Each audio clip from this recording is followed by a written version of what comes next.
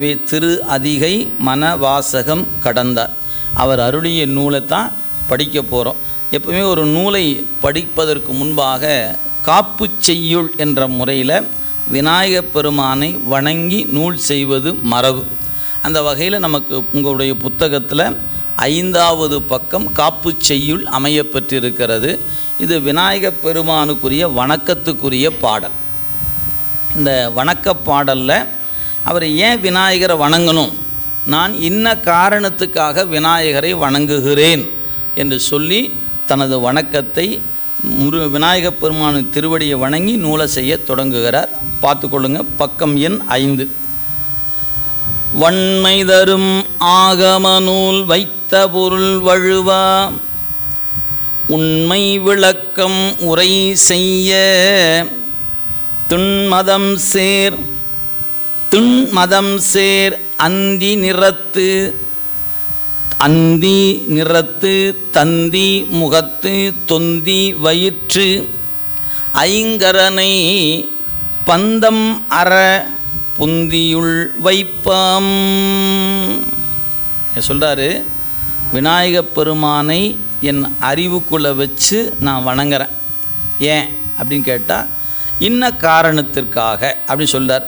இப்போ அவர் வன்மை தரும் ஆகம நூல் வைத்த பொருள் வழுவா. வன்மை அப்படிங்கிற அந்த சொல்லுக்கு வளப்பம் என்று பொருள். ஒரு நூல் என்ன வளம் கொண்டிருக்கும் அப்படின்னு கேட்டிங்கன்னா, இலக்கணம் அறிந்தவர்களுக்கு தெரியும். 5 இலக்கணம் என்று சொல்லுவாங்க. சொல்லு பொருள் யாப்பு அணி என்று சொல் பொருள் யாப்பு அணி அப்படின்னு சொல்லக்கூடிய வகையில் அந்த 5 சொல் இருக்கணும், பொருள் இருக்கணும். அந்த சொல் பொருளாக மட்டுமல்ல, அதில் அந்த யாப்பின் வகை அணியின் வகை இவையெல்லாம் அமைந்திருக்கணும்னு சொல்லுவாங்க. எனவே எழுத்து சொல்லு பொருள் யாப்பு அணி, எழுத்து சொல்லு பொருள் யாப்பு அணி, இந்த 5ம் தமிழுக்கு தனிச்சிறப்புங்க. உலக மொழியில் இந்த 5 இலக்கணம் என்று எடுத்துக்கொண்டிங்கன்னா தமிழுக்கு நிகர் இன்னொன்று பார்ப்பது அரிது. அவ்வளவு பெருமை இந்த தாய்மொழி ஆகிய நம்முடைய தமிழுக்கு அமையப்பெற்றிருக்கு. அதனால தான் இது உயர்தனி செம்மொழி என்று 1000 ஆண்டுக்கு முன்னையே சொல்லிட்டாங்க. பின்னாடி வந்து சொல்லலாம் இல்லை. அது பின்னாடி வந்தவங்க மீண்டும் ஒரு முறை சொல்லிகிட்டு இருந்தாங்க. ஆனால் இது முன்பே அவ்வாறு அருளப்பட்டு இருக்கிறது. எனவே உயர்தழி செம்மொழி என்கிற பெயருக்குரியது 5 இலக்கணம் என்று சொல்லக்கூடிய இலக்கணத்தை பெற்றிருப்பது. அதனால் ஒரு நூல் என்பது நல்ல வளமாக இருக்க வேண்டும். இதில் எழுத்தில் சொல்லில் பொருளில் யாப்பில் அணியில் இந்த 5ம் நூலில் இருக்கிறது. எது இந்த நூல் மட்டுமல்ல, தமிழில் இருக்கக்கூடிய நூல்களில் ஒவ்வொன்றிலையும் நீங்கள் பார்க்கலாம். அப்படி இருந்தால் தான் அது நூலுன்னே பேர், இல்லைன்னா அது நூலாக போற்றப்பெறுவதில்லை. எனவே வன்மை தரும் வளப்பத்தை தருகின்ற, ஆக வன்மை அப்படின்னா வளப்பம். எது ஆகம நூல், ஆகமம் அப்படின்னா என்ன, நீங்கள் ஒன்று இந்த இடத்துக்கு தெரிந்து கொள்ளுங்க. வேதம்னு ஒரு நூல் இருக்கிறது, ஆகமன்னு ஒரு நூல் இருக்கிறது. சைவ சித்தாந்த நெறிக்கு நாம் எப்போ உள்ளே வருகிறோமோ அப்போவே நமக்கு ஒரு கருத்து வேண்டும். வேதம் இறைவனால் அருளப்பட்டது, ஆகமம் இறைவனால் அருளப்பட்டது. இந்த 2ம் இறைவன் அருளினான் என்பதை நீங்கள் முதல்ல ஏற்றுக்கொள்ளணும். அதை ஏற்றுக்கொள்ளாதவர்களுக்கு இந்த தத்துவ ஞான நூல்கள் விளக்கம் பெறுதல் இயலாது. இந்த நூல் இறைவனால் செய்யப்பட்ட நூல். ஆதி அமலன் இயல்பாகவே பாசத்தில் நீங்கி நிற்கிற இறைவன் அருளியது இந்த நூல். சரி, ஒரே கடவுள் ஏன் 2 வகையாக நூல் செய்யணும் அப்படின்னு கேட்டால், பக்குவப்படாதவர்களுக்கு ஒரு நூல், பக்குவப்பட்டவர்களுக்கு ஒரு நூல். பக்குவப்படாதவர்களுக்கு பொது நூல் என்று சொல்வது, அது அவங்களுக்கு வேதம் என்கிற நூல். கொஞ்சம் பக்குவம் ஆகிவிட்டால் அவர்களுக்கு அந்த நூல் பத்தாது, அவன் பசிக்கிறது பத்தாது. அதனால் அவனுக்கு வேண்டியது சிறப்பு நூல் வேண்டும். அதனால் அவனுக்கு ஆகமம் என்கிற நூல். இந்த 2ம் வேறு வேறு வகை, ஆனால் பயன்பாட்டுக்கு வரும்போது கலந்து தான் வரும். ஏன், வேதம் என்பது இறைவனை புகழ்கின்ற மொழி. அவர் எப்படிப்பட்டவர் அப்படின்னு கேட்டால், அவர் இப்படிப்பட்டவர் அப்படிப்பட்டவர் என்று ஆகா ஓஹோன்னு புகழ்கிறோமா இல்லையா? அப்படி இறைவனை புகழ்வது வேதம். சரி, ஆகமம் என்பது என்ன? இறைவனை எப்படி ஒரு கோயில் கட்டணும்னா எப்படி கட்டணும், அவரை எந்த மூர்த்தியை எந்த இடத்துல வைக்கணும், அவருக்கு எப்படி வழிபாடு பண்ணணும், எதை முன்ன பண்ணணும், எதை பின்ன பண்ணணும், இதெல்லாம் சொல்வதுக்கு பெயர் ஆகமம் என்று பெயர். எனவே இறைவனை போற்றுகிற பொழுது வேதம் வேண்டும். அவரை ஆலயமாக கட்டி வழிபாட்டில் வைக்கணும்னு நினச்சிங்கன்னா ஆகமம் தெரிந்திருந்தால் தான் அதை செய்ய முடியும். அப்போ என்ன ஆகுது, ரெண்டும் கலந்து தான் வழிபாடு. அதனால தான் நம்முடைய வழிபாடு இரண்டும் கலந்ததாக இருக்கிறது. இப்போ ஒரு உதாரணம் சொல்லணும்னு வச்சுக்கங்களேன், ஒரு திருவிளக்கு ஏற்றுகிறோம் அப்படின்னா, அப்போ விளக்கு ஏற்றுகிறோம், அது நீங்கள் எல்லாம் தயார் செய்ய, அந்த விளக்கை எப்படி எடுத்து வைக்கணும், எல்லாம் தயார் செய்து ஒரு தீபம் ஏற்றுகிறோம், ஒரு தூபம் காட்டணும், ஒரு தீபம் காட்டணும், ஒரு அமுது ஊட்டணும், அப்புறம் ஒரு கற்பூர தீபாரம் காட்டணும், அப்புறம் மலர் அர்ச்சனை செய்யணும், அப்புறம் வணங்க வேண்டும். இதில் இந்த செய்முறையை சொல்வதெல்லாம் தூபம் காட்டு, தீபம் காட்டு, அமுது ஊட்டு, இது ஆகமம். அதை காட்டும்போது என்ன சொல்லட்டும், தூபம் காட்டும்போது சலம்பூவோடு தூபம்னு சொல்லு, விளக்கு காட்டும்போது இல்லக விளக்கது சொல்லு, அமுது ஊட்டும்போது அன்னம்பாலிக்கும், இது ஆகமம். ஆக வேதம் என்பது புகழ்மொழியாக இருப்பதனால இப்போ தேவார பதிகங்கள் அந்தந்த பாட்டை பாடுறோம் பாருங்கள். அப்போ தூபம் காட்ட வேண்டும் என்று சொல்வது ஆகமம், தூபம் காட்டும்போது சலம்பூவோடு தூபம் பாடுனா அது வேதமாகிறது. அப்போ ரெண்டும் கலந்து தான் நிற்கிது. அப்போ ஒரு வழிபாட்டில் வேதமும் ஆகமமும் கலந்த வழிபாடு, செய்முறைக்கு ஏற்ற பாடல் ரெண்டும் கலந்து செய்யப்படுவன. இதுதான் நமக்கு நம்ம மண்ணில் இருக்கக்கூடிய வழிபாட்டு முறை அப்படிங்கிறத நீங்கள் நினைவில் கொள்ள வேண்டும். அதனால் இறைவன் அருளியது தான் வேதம் ஆகமம். ஆக வேதம் என்பது தூலமாக நிற்பது, ஆகமம் நுட்பமான பொருளை சொல்வது. அதனால தான் சிவபுராணத்தில் மாணிக்கவாசர் சொன்னார், வேதங்கள் ஐயா என ஓங்கி. வேதம் தேடுதான் சுவாமியை, எங்கே இருக்கிறார். ஏன், அவன் ரொம்ப நுட்பமான பொருள், இது பருப்பொருளாக இருப்பதனால வேதம் தேடுதுன்னார். அதே சமயத்தில் அவரே அருளுகிறார், ஆகமம் ஆகி நின்று அன்னிப்பான் தாழ்வாழ்க. ஆகமம் என்ற நூலுக்கு அவன் எப்படி இருக்கிறான்னா அன்னித்தல். இந்த அன்னித்தல் என்ற சொல்லுக்கு ரெண்டு பொருளுங்க. நெருக்கமாக இருத்தல்னு ஒரு பொருள், இன்னொன்று இனிமையாக இருத்தல்னு பொருள். யார் நெருக்கமாக இருக்கிறாங்களோ அவங்களாம் இனிமையாகத்தானே இருப்பாங்க, இனிமையாக இருக்கவங்கெல்லாம் நெருக்கமாகத்தானே இருப்பாங்க. உலகியல் அப்படி தானே பார்க்குறோம். அவர் எனக்கு ரொம்ப நெருக்கம்ங்க அப்படின்னா அவரை சொன்னாவே ஒரு இன்பம் இருக்கிறது. அவர் நம்மவர் அல்லவா, நமக்கு தெரிஞ்சவர் அல்லவா, அப்படிங்கும்போது ஒரு இன்பம் இருக்கிறது. அப்போ நெருக்கமானவர்களெல்லாம் இனிமையானவர்கள். ஒருவேளை இனிமையாக இல்லைன்னா நெருக்கமாக வச்சுக்க மாட்டோம் அவரை. இந்த ஆள் நமக்கு ஆகாது, இந்த ஆள் நெருக்கம் வச்சு என்னத்துக்கு ஆகிறது அப்படின்னு தள்ளி வச்சுக்குமா இல்லையா? அது மாதிரி இறைவன் ஆகமம் என்ற நூலுக்கு நெருக்கமானவன், இனிமையானவன். எனவே ஆகமம் ஆகி நின்று அன்னிப்பான் தாழ் வாழ்க. ஒரே நூலில் ரெண்டு செய்தி இருக்குது. வேதமும் தேடுகிற இறைவன் சொல்லுகிற செய்தியும் இருக்குது. ஆகமத்துக்கு நெருக்கமாக இருக்கிறான்னு தெரியுதா? எனவே ஆகமம் என்பது இறைவனை பூசிக்கின்ற நெறியை சொல்வது அப்படிங்கிறத நம்ம படிக்க தெரிந்து கொள்ள போகிறோம். பாருங்கள். எனவே வன்மை தரும், வளப்பத்தை தருகின்ற ஆகம நூல். இந்த ஆகம நூலில் தான் பதி, பசு, பாசம் என்கிற மூன்று பொருளை பற்றிய விரிவுகள் அமையப்பட்டிருக்கின்றன. அதனால் அந்த வகையில் தத்துவ நூல்களில் அமைந்துள்ள முப்பொருள் எது? வைத்த பொருள். ஆகம நூலில் என்ன வச்சிருக்கிறாங்கன்னு கேட்டிங்கன்னா மூன்று பொருள் இருக்கிறது. எது? பதி, பசு, பாசம். எனவே வன்மை தரும் ஆகம நூல் வைத்த பொருள் வழுவா அப்படின்னு அர்த்தம். உள்ளதை உள்ளவாறு. அதில் ஒன்றுவாறு இருக்கும், நான் சொல்கிற ஒரு வாறு இருக்கும். அப்படி இல்லை, உள்ளது எதுவோ உள்ளதை உள்ளவாறு சொல்லு, அதான் வழுவா. உண்மை விளக்கம் உரை செய்ய. இந்த நூல் எது?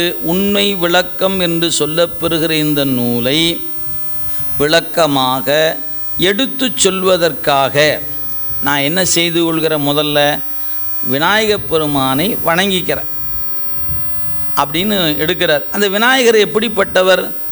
மதநீர் பொழிகின்ற முகத்தை உடையவர். உங்களுக்கு யானை முகம் அவருக்கான முகம். எனவே அந்த யானை முகம் இருப்பதனால இரண்டு அந்த கன்னங்களிலும் துளை இருக்கும். நீங்கள் யானையின் முகத்தை உற்று நோக்கியவருக்கு தெரியும். அதிலிருந்து மதநீர் வழிந்து கொண்டே இருக்கும். அந்த பாகன் துடைத்து கொண்டே இருப்பான். மிகுதியாக பொழிகிற பொழுது அந்த யானை பாகனுடைய கட்டுப்பாட்டை இழந்துடும். அதனால் அதுக்கு மதம் பிடித்து விட்டதும்பாங்க. அந்த மத நீர் குறைந்த அளவாக வந்து கொண்டு இருந்துன்னா அது கட்டுப்பாட்டில் இருக்குதுன்னு அர்த்தம். அந்த நீர் அதிகம் சொரியும் போதே பாகன் உணர்ந்துடுவான். ஏன், அந்த நீருடைய சொரிதல், அதில் வருகிற ஒரு வாசனை, இதெல்லாம் அவனால் உணர்ந்து கொள்ள முடியும். எனவே இந்த யானை தன் கட்டுப்பாட்டை கடக்க போனால் அப்போவே காற்சங்கிலிகள் முதற்கொண்டு எல்லாத்தையும் முன்கூட்டியே பாதுகாப்பு பண்ணிவிடுவாங்க. இது நீங்கள் அது அப்போ அந்த களிப்பு எப்போ வரும்னா, மனம் மகிழ்ச்சி அடையும் போது ஒரு களிப்பு மிகுதியாகும். நாமளே கொஞ்சம் மனம் ரொம்ப மகிழ்ச்சியாக இருந்ததுன்னா தலைகால் புரியாமல் ஏதோ ஒன்று பண்ணுவோம் இல்லை. அது யானையும் அப்படித்தான். கொஞ்சம் மகிழ்ச்சி அடைஞ்சிச்சின்னு வச்சுக்கங்களேன், அப்புறம் என்ன பண்ணுன்னே தெரியாமல் அது பண்ணும். அதனால் அந்த மத நீர் அப்படின்னு அப்போ 2 கன்னங்களிலும் ஒழுகுகிற நீர். அப்போ அந்த 2 நீர் பொழிகிறது. அப்போ 2 நீர் தானே சொல்லணும் அப்படின்னா மும்மதம் நீர் அப்படின்னு சொன்னாங்க. யானைக்கு உண்மையிலே மும்மதம் உண்டு, ஆனால் விநாயக பெருமானுக்கு மும்மதம் கிடையாது, 2 தான். அப்புறம் எங்க மும்மதம் சொன்னாங்க? இதுக்கு பேர் உபச்சாரம் என்று பெயர். இந்த உபச்சாரம் என்பதுக்கு நான் இப்போ பொருள் சொன்னால் உங்களால் விளங்கி கொள்ள முடியாது. பின்ன அடுத்தடுத்து நூல் படிக்கும்போது ஏதாவது ஒரு இடம் வரும்போது சொன்னால் புரிந்து கொள்ள முடியும். எனவே நினைவில் வைத்து கொள்ளுங்கள், விநாயகருக்கு உண்மையிலேயே முகம் யானை முகம். எனவே 2 கன்னங்களிலிருந்து நீர் பொழிகிறது. அந்த நீர் 2 நீர் தான் வருது, ஆனால் மும்மதம் என்று சொல்லுகிறார். இங்கே உண்மையிலேயே 3 அல்ல, 2 தான். சொல் வழக்கில் 3ஆக சொல்வது மரபு. அதனால் அது பேர் உபச்சாரம் என்று பெயர் அப்படின்னு அர்த்தம். அதில் அவ்வாறு சொல்வது தான் முறை அப்படின்னு பொருள். ஆனால் பொழிகிற நீரோ 2 நீர் தான், 3 நீர் அல்ல. அது மட்டும் ஏன் அந்த 3 என்ற ஒன்று இல்லைங்கிறத பின்ன 24 வகுப்பும் தொடர்ந்து கேட்டுக்கிட்டே வந்தீங்கன்னா எங்காவது ஒரு பக்கம் வரும். இல்லைன்னா அது உங்களுக்கு வராமல் அன்றைக்கி ஒரு நாள் வராமல் விட்டுட்டோம்னா போச்சு. நமக்கு சொல்ல முடியும், என்றைக்கு சொல்லுவோன்னு தெரியாது, சாமிக்கு தான் தெரியும். ஏன், அதுக்குரிய ஒரே நாளில் இந்த செய்தி உங்களால் வாங்கி கொள்ள முடியும். அதனால் நான் இப்போ சொல்லலை, வேற ஒன்றும் இல்லை. சஸ்பென்ஸ் வைக்கிறதுக்காக சொல்லாமலாம் நிறுத்தலைங்க. இப்போ சொன்னால் விளங்குவது கடினம் என்பதனால பின்னாடி பார்த்துக்குவோம் அப்படின்னு நினைக்கிறேன். நம்ம சிவஞான போதம் படித்தா விநாயகருக்கு வணக்கம் சொல்லி ஆகணும். அடுத்த நூல் படிக்கும்போது எல்லாத்துலேயும் விநாயகர் வணக்கம் வரப்போகுது. அங்கே எங்கேயாவது ஒரு பக்கம் வரும்போது சிவப்பிரகாசம் படிக்கும்போது சொல்லி ஆகணும். அங்கெல்லாம் வரும்போது கண்டிப்பாக உங்களுக்கு அதுக்கான குறிப்பு சொல்லப்படும். இப்போ சொல்வது ரொம்ப ஹெவி லோடாக போயிடும். அதனால் என்னடா அது இத்தனை சொல்லிட்டாங்களே அப்படின்னு. அதனால் அதை அப்படி கடந்து போகலாம். மும்மதம் என்பது உபச்சாரம், அதற்கு 2 மதம் தான் உண்டு, அதோடு வைத்துக்கொள்ளுங்கள். எனவே வன்மை தரும் ஆகமநூல் வைத்த பொருள் வழுவா உண்மை விளக்கம் உரை செய்ய திண் மதம் சேர். திண்ணா வலிமை, தமிழில் திண் என்றால் வலிமை, ஆங்கில திண் என்றால் லேசாக இருக்குன்னு அர்த்தம். தின் அப்படின்னா லேசுன்னு அர்த்தம், தமிழில் தின்னுனா வலிமைன்னு அர்த்தம்.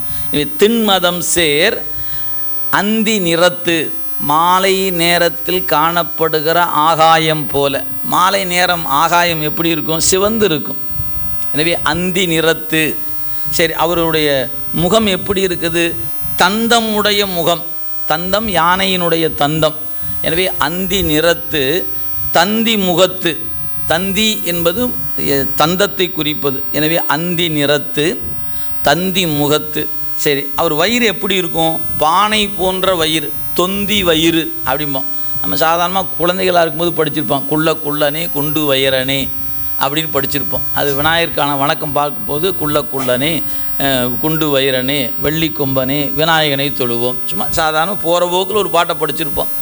இப்படி 5 கரத்தனை ஆனை முகத்தனை இந்தின் இளம்பிறை போலும் ஈற்றனை அப்படின்னு அவருக்கான அப்படி பல பாடல் விநாயகருடைய பாடல்கள் இருக்கின்றன. அதில் இங்கே குறிப்பிடும் பொழுது முதல்ல அவருடைய முகம் என்பது சொல்லும்போது மதநீர் பொழிகின்ற முகமும் சிவந்த வானத்தை போன்ற நிறமும் தந்தமுடைய முகத்தையும் கொண்டிருக்கின்ற தொந்தி வயிற்றை உடைய 5 கரத்தை உடையவர். ஐங்கரனை. விநாயகப் பெருமானுக்கு ஐங்கரன் என்று ஒரு பெயர் உண்டு.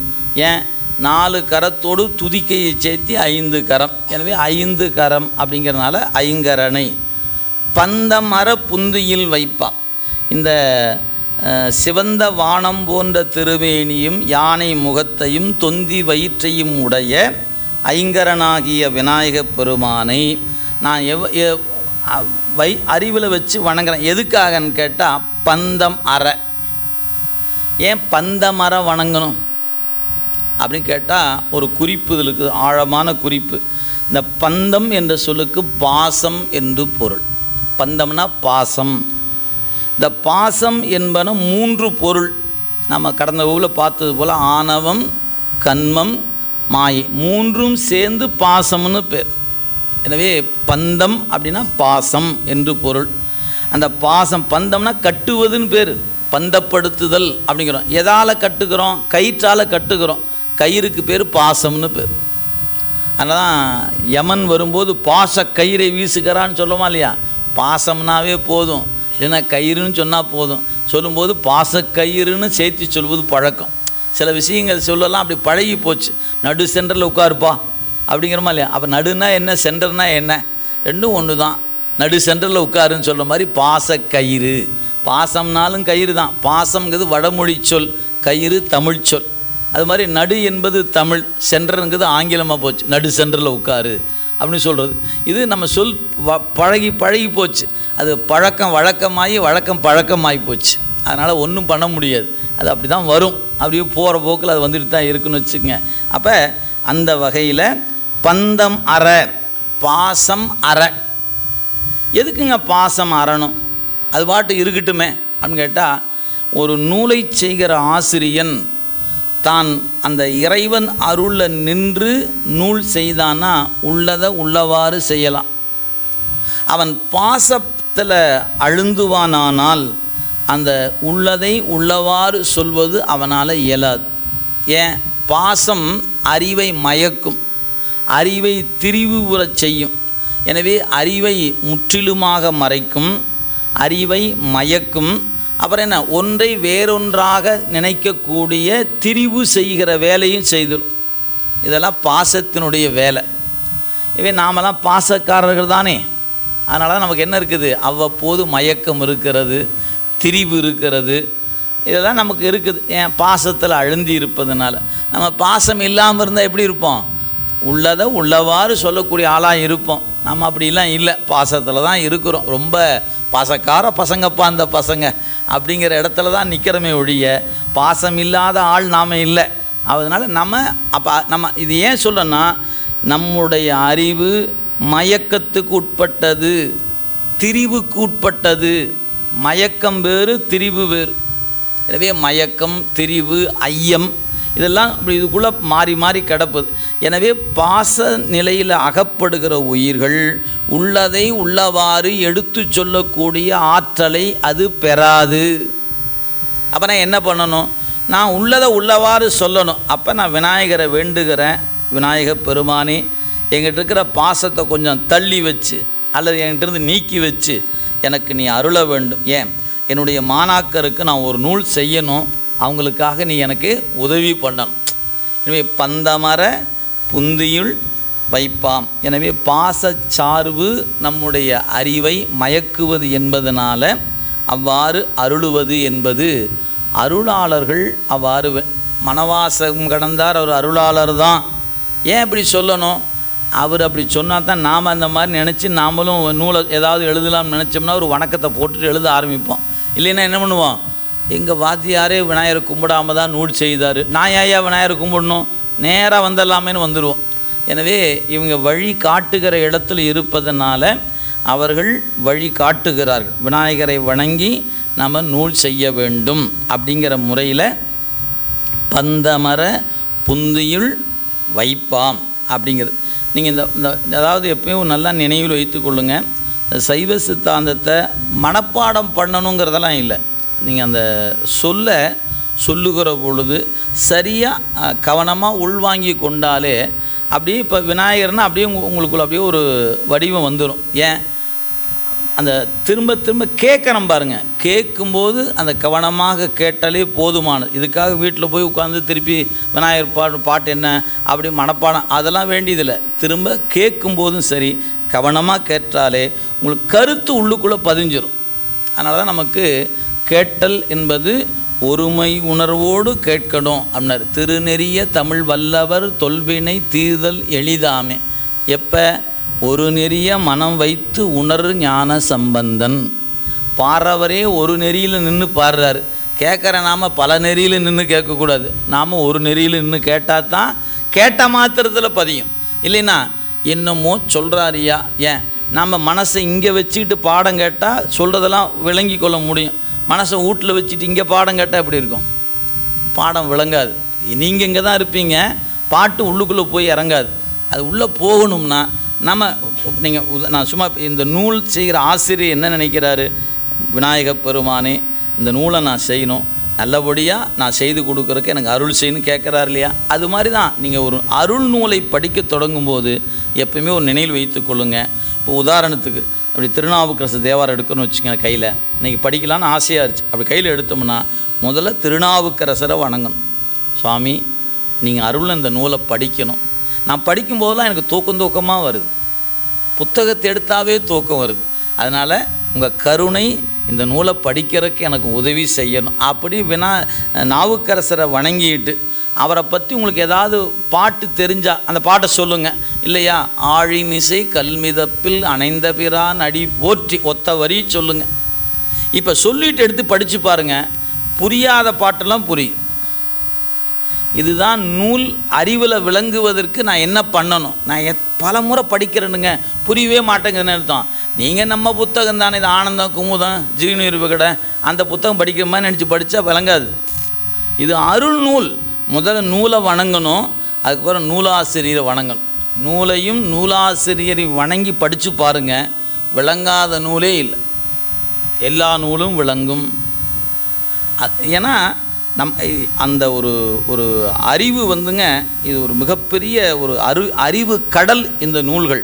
இதை உள்வாங்குவதற்கு நம்ம அறிவை முதல்ல அதை வாங்குகிற அளவுக்கு ஒரு கெப்பாசிட்டியோடு தயார்படுத்தி வைக்கணும். அதற்கு இன்றியமையாதது ஒருமுக சிந்தனை, இன்னொன்று விரும்பணும். எனக்கும் சைவ சித்தாந்தம் புரியணுங்க, நானும் தெரிஞ்சுக்கணுங்க அப்படின்னு விரும்பினா தான் இந்த நூல் உங்களுக்கு விளங்கும். அது எங்கெங்க போங்க, அது இப்படிங்க, அது அப்படிங்க, இது எத்தனையோ பேர் படித்து சொல்கிறாங்க, ஒன்றும் புரியாதுங்கிறாங்க. நாம் படித்தா புரியவா போகுது? அப்படிலாம் இல்லை. புரியாத ஒன்று நம்மால் விளங்கி கொள்ள முடியாதுன்னு சொன்னால் சிவபெருமான் இந்த நூலை நமக்காக கொடுத்துருக்கவே மாட்டான். இவன் தான் படித்தும் தேர மாட்டானே, இவனுக்கு ஏன் கொடுப்பானே? நாம் தேருவோம் என்ற நம்பிக்கையில் தானே இந்த நூலை நம்ம கையில் கொடுத்துருக்குறான். இந்த பையன் படிப்பாயா, குடியா அவன் கையில் புத்தகத்தை, அப்படி தானே சிவம் நம்ம கையில் கொடுத்துருக்கிறது. அது தமிழில் கொடுத்துருக்குது. வேறு மொழியில் கொடுத்துருந்தால் மொழியை கற்றுக்கே ரொம்ப காலம் ஆகி போயிடும். அப்புறம் அந்த மொழியை படித்து, அப்புறம் அந்த மொழி தெரியாமல் அந்த நூலை படித்து அதை விளங்குறதுக்கு எத்தனை காலமாகுது. ஆனால் நம்முடைய தாய் மொழியில், உயிரில் உணர்வில் கலந்த மொழியில் இந்த நூலை கொடுத்துருக்கிறாருன்னா விளங்காமல் இருக்கவே இருக்காது. நீங்கள் விரும்புங்க போகிறோம். நீங்கள் முதல்ல இந்த நூலெலாம் படிக்கணும்னு விரும்புங்க, அந்த நூலுக்குரிய ஆசிரியரை வணங்குங்க, நிச்சயமாக நூல் உங்களுக்கு புலப்படும்.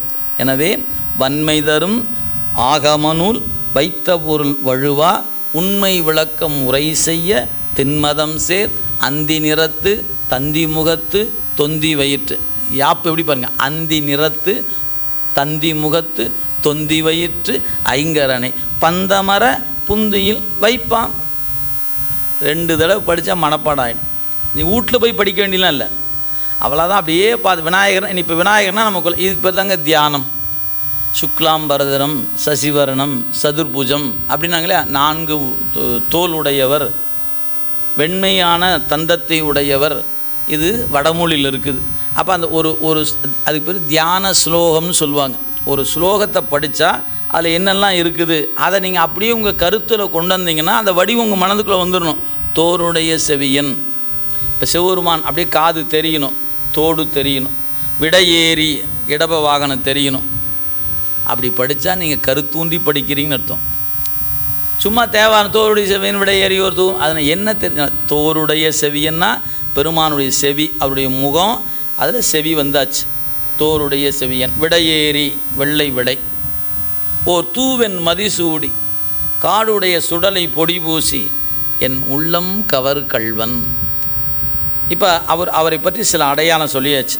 அடுத்த பாட்டு படிச்சிங்கன்னா இன்னும் சில அடையாளம். முற்றலாமை இள நாகமோடு ஏன கொம்பவை பூண்டு வற்றலோடு களனாய் பழிந்தேனது உள்ளம் கவர் கள்வன். அதுக்கு அடுத்த பாட்டை படிச்சிங்கன்னா இன்னொரு அடையாளம் வந்துடும். மொத்தமாக 10 பாட்டை படிச்சிங்கன்னா சிவபெருமான அடையாளத்து பூரா சொல்லிடலாம். அவர் கொம்பு அணிந்திருப்பார், கொன்றை அணிந்திருப்பார், பிறை அணிந்திருப்பார், கங்கை சூடி இருப்பார், உமையம்மை இடப்பாகம் கொண்டு இருப்பார், இப்படின்னு ஒன்றொன்னா சொல்லிட்டே வந்துடலாம். ஏன்? அதைத்தான் பாடியிருக்கிறாங்க. எந்த பதிகத்தை தொட்டாலும் சொல்லப்பட்ட செய்தி அதுதான். ஏன்? அதை விட வேறு ஒன்றும் சொல்கிறதுக்கு இல்லை. நீங்கள் இறைவன் அப்படின்னா இதை சொல்ல வேணால் மாற்றி மாற்றி சொல்லலாம். ஏன்? பிறை அப்படிங்கிறத பிறை சூடின்னு சொல்லலாம், மதிசூடின்னு சொல்லலாம். இவர் சொல்லும்போது மதிசூடினார், தூவென் மதிசூடினார். சுந்தரர் என்ன சொன்னார்? பித்தா பிறை சூடினார். பிறைனா என்ன, மதினா ரெண்டும் ஒன்று தான். அப்போ உங்களுக்கு நீங்கள் தொடர்ந்து படிச்சுட்டே இருந்தீங்க, உங்களுக்கு என்ன தெரிஞ்சிடும்?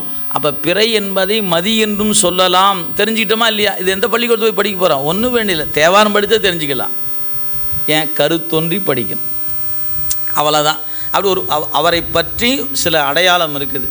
இதுதான் 12 திருமுறைகளிலும் திரும்ப திரும்ப பேசப்பெறுகிறது. 14 சாத்திரங்களிலும் அவரை பற்றி பேசணும்னா பொன்னார் மேனியன்.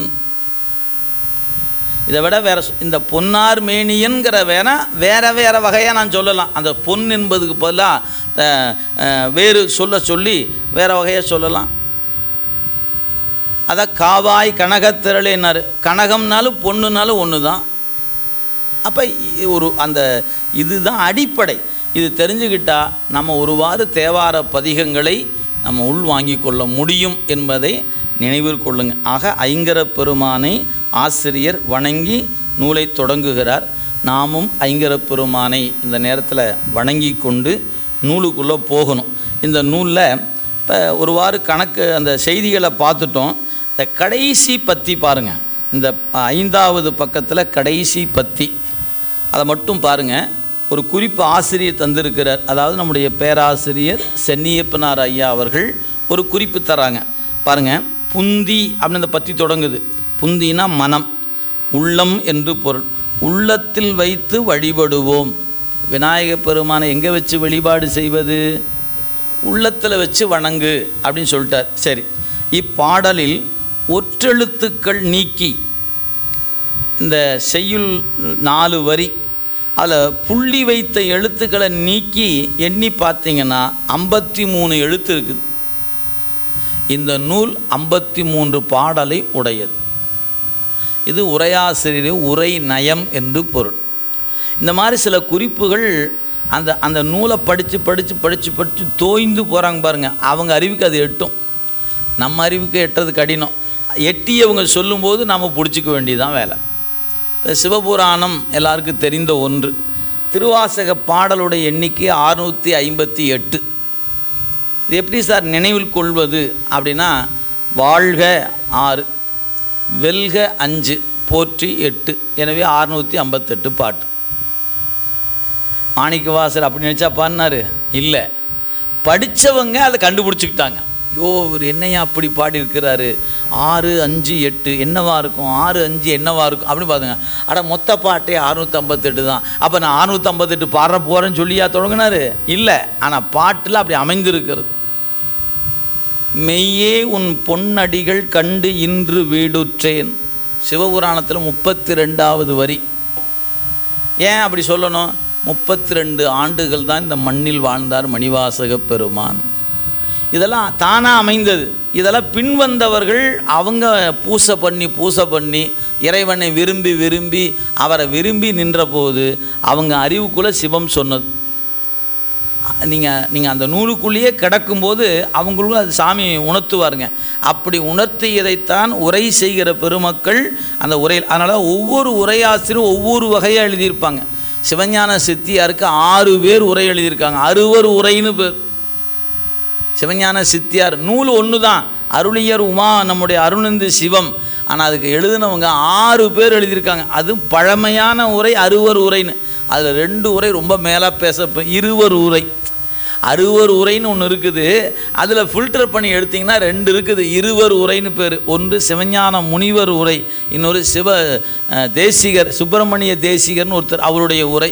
இருப்பதிலே ரொம்ப மேலே உயர்த்தி வைக்கப்படுகிற 2. 6ல் 2 தூக்கி மேலே வச்சுருக்கிறாங்க. இதெல்லாம் இங்கே நூலுக்குள்ளே ஓடி ஓடி உள்ளே பார்த்தீங்கன்னா அவங்க எடுத்து சொல்லுகிற விதம் இருக்குது பாருங்கள். அதில் தான் அந்த ஆசிரியன் அந்த தெய்வத்தை எவ்வளோ தூரம் நேசிக்கிறானோ அதற்கேற்ப அவன் அறிவுக்குள்ளே அந்த விளக்கம் அவனுக்கு விளங்கும். இதுதான் அடிப்படை. எனவே இந்த செய்யுள் 53 எழுத்துக்களை ஒற்றுகளை நீக்கி பார்த்தோம்னா 53 எழுத்து இருக்கிறது. இந்த நூல் 53 பாடலை உடையது அப்படிங்கிறத ஒரு குறிப்பாக வைத்துக்கொள்ளுங்க. இப்போ தான் நம்ம நூலுக்குள்ளே போகிறோம்.